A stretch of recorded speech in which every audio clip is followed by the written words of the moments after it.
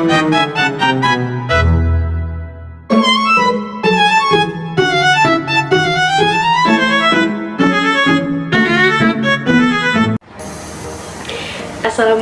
warahmatullahi wabarakatuh.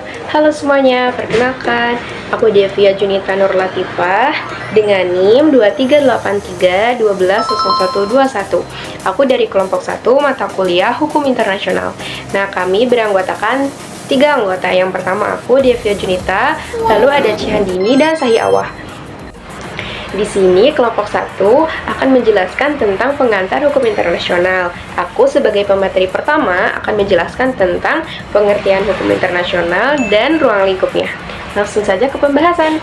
Diambil dari jurnal Mahendra yang berjudul Hukum Internasional Kajian Ontologis.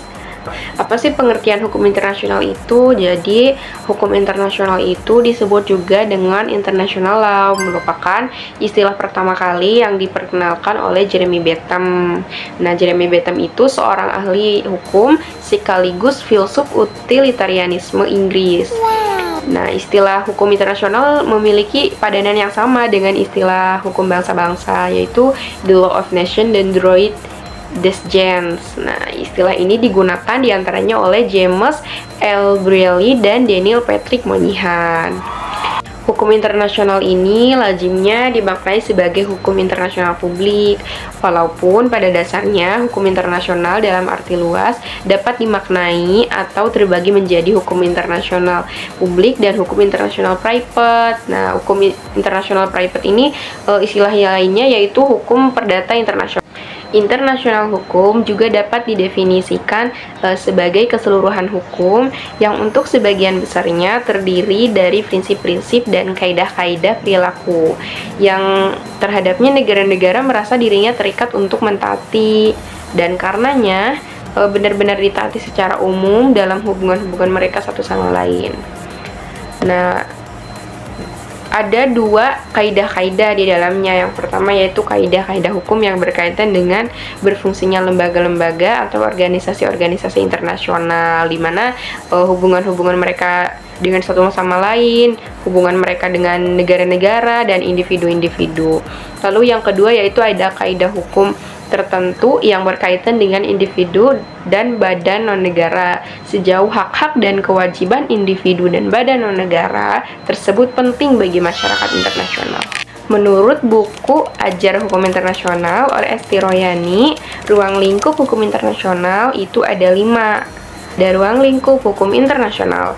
Nah, jadi pengertian ruang lingkup hukum internasional ini juga melibatkan berbagai aspek penting yang mengatur hubungan antara negara-negara dan kesatuan lain. Berikut ini ada beberapa poin yang penting yang terkait dengan hukum internasional, yaitu yang pertama ada definisi hukum internasional. Definisi hukum internasional ini mengacu pada peraturan dan standar yang mengatur hubungan dan masalah antar negara. Hukum internasional publik juga mengacu pada peraturan dan standar yang mengatur tindakan negara dan kesatuan lain. Lalu yang kedua ada hukum perdata internasional. Hukum perdata internasional adalah kumpulan undang-undang yang menyelesaikan masalah antara 2 atau lebih negara yang tunduk pada yurisdiksi yang berbeda. Lalu yang ketiga yaitu ada internasional publik. Nah, hukum internasional publik ini memiliki pengertian sebagai keseluruhan hukum yang untuk sebagian besar terdiri dari prinsip-prinsip dan kaidah-kaidah perilaku yang terhadapnya negara-negara tersebut merasa terikat untuk mengikat tindakan negara-negara. Lalu yang keempat itu ada hukum internasional privat. Pengertiannya yaitu sebagai keseluruhan hukum yang mengatur hubungan antara individu yang memiliki tindakan hukum internasional. Lalu yang kelima yaitu ada pengertian ruang lingkup analisis.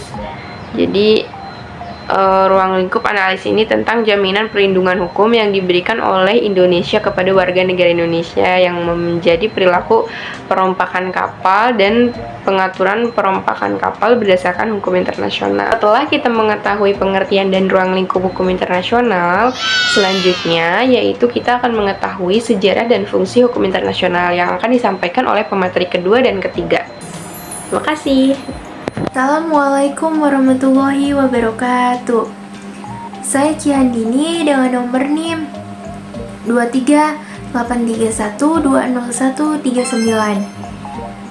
Di sini saya dari kelompok 1 ingin memberikan penjelasan atau memaparkan materi mengenai tentang fungsi hukum internasional. Jadi, fungsi hukum internasional itu sangat memiliki peran penting untuk melindungi, menjaga ketertiban dan keamanan negara.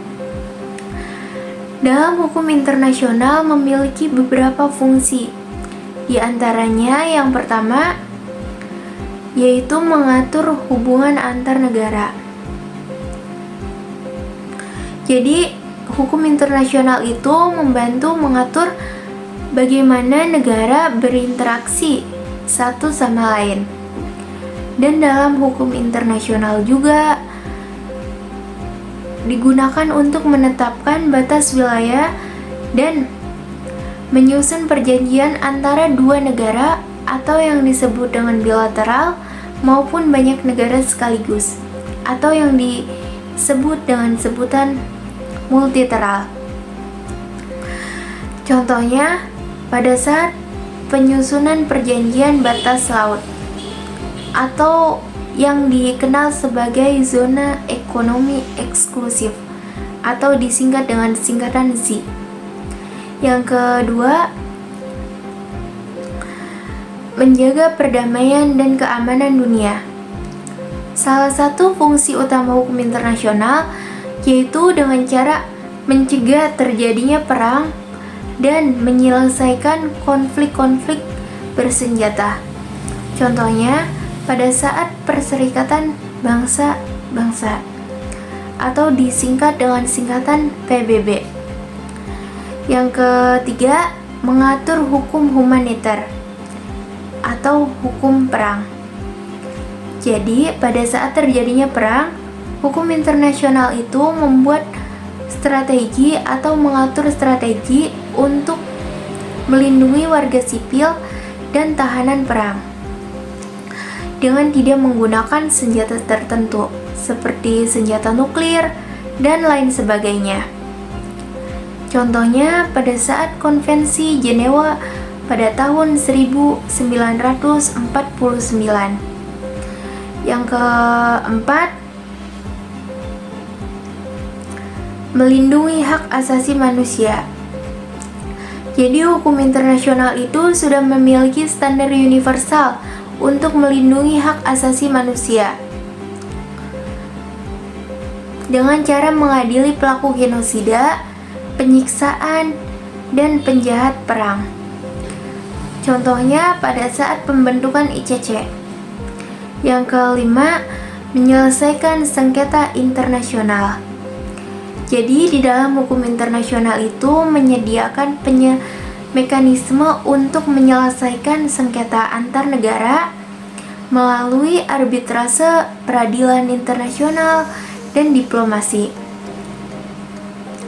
Yang keenam, menjadi instrumen politik dan diplomasi.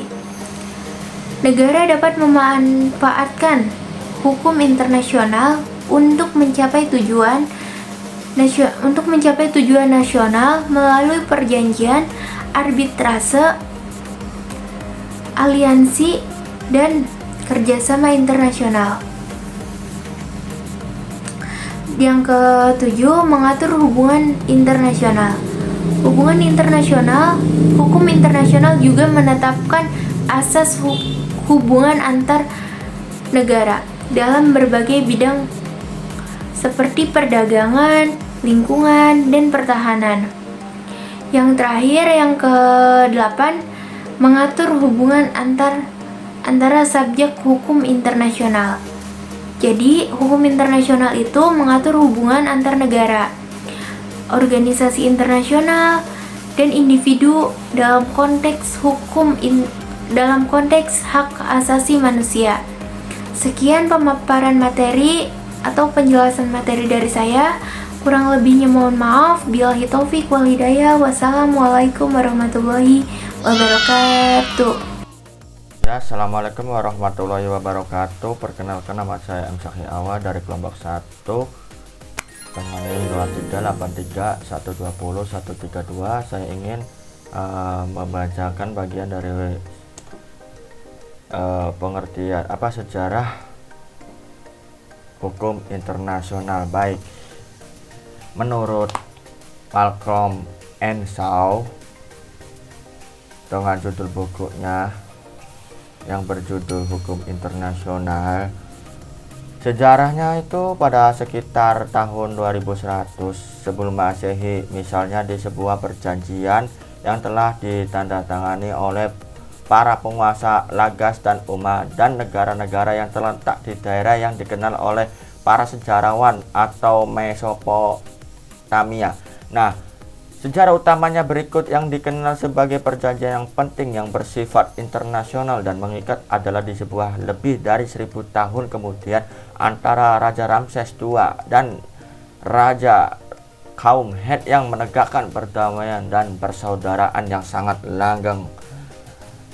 Sejak masa tersebut, banyak perjanjian yang dibuat di antara berbagai kekuatan Timur Tengah sebagai yang diajukan dalam mewujudkan untuk membentuk ritual dengan suasana yang patuh di antara pihak-pihak terkait yang mencoba mendirikan aliansi politik guna dan membendung pengaruh sebuah kerajaan yang terlalu kuat. Lalu abad pertengahan dan abad Renaissance. Abad pertengahan ditandai oleh otoritas gereja yang terorganisasi dan struktur kekuasaan yang komprehensif yang dikelolanya. Seluruh Eropa yang menganut satu agama dan hukum gereja Mawi yang diterapkan untuk di semua terlepas dari ikatan yang suku atau daerah. Yang terutama yang paling penting dalam era ini adalah otoritas Kekaisaran Romawi Suci yang dikenal sebagai supranasional dan hukum kanon. Di seluruh Eropa, pengadilan perdagangan yang dibentuk menyelesaikan perselisihan di antara pedagang berbagai pasar, dan kalaupun tidak, kemungkinan dinyatakan bahwa telah lahir di sebuah Merchant-land kontinental. Lalu pada abad ke-19 itu menjadi persamaan ide-ide intelektual dan bersifat filsafat rasionalisme yang berkontribusi pada evaluasi. Sebaliknya, pada abad ke-19, pada era praktis eksplorasi dan positif, Kongres Wina yang menandai berakhirnya Perang Napoleon yang menegakkan tatanan internasionalnya baru yang hendak didasarkan atas keseimbangan kekuatan Eropa dan hukum internasional menjadi berciri eurintis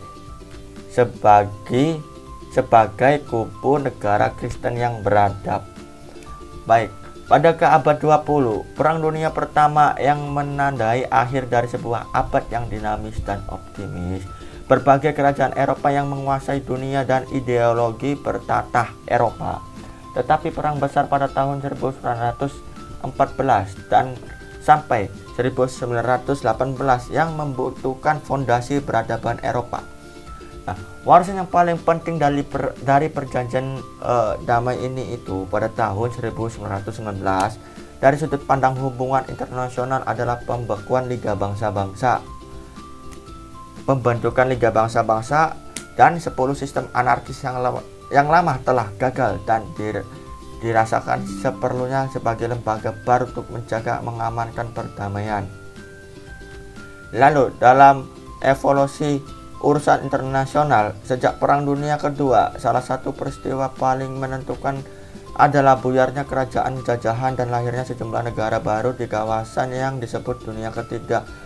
Contohnya itu seperti negara Italia. Di dalam negara Italia itu ada negara Vatikan kan, yang paling kecil, dan negara tersebut akan menjadikan negara terkecil di dunia, yang memunculkan ke panggung negara yang membawa beserta mereka kewarisan kepahitan terkait kasus status mana lalunya serta sejumlah masalah yang berkaitan dengan pembangunan sosial, ekonomi, dan politik dan masyarakat.